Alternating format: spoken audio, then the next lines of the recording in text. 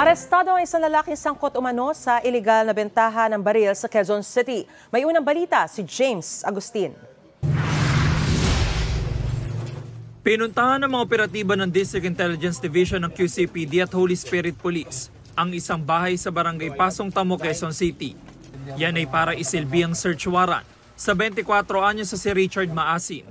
May information tayong natanggap na ang taong ito ay sangkot sa pagbibenta ng baril. Kaya nag-conduct tayo ng casing at surveillance para makumpirma ang information na to at nag-apply tayo ng search warrant. Nakuha sa bahay ni Maasin ang isang caliber 22 revolver na kargado ng mga bala at isang caliber 38.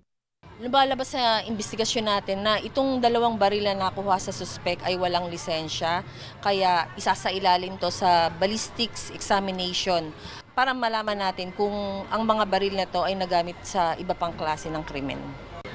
Nga po lahat totoo yun, sir. So di ka nagbebenta ng baril? Hindi po.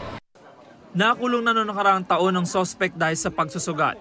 Maharap naman siya ngayon sa reklamong paglabag sa Comprehensive Firearms and Ammunition Regulation Act. Ito ang unang balita. James Agustin para sa GMA Integrated News. Mga kapuso, para una ka sa mga balita, mag-subscribe sa GMA Integrated News sa YouTube. Sa mga kapuso abroad, subaybayan niyo po kami sa GMA Pinoy TV at sa www.gmanews.tv.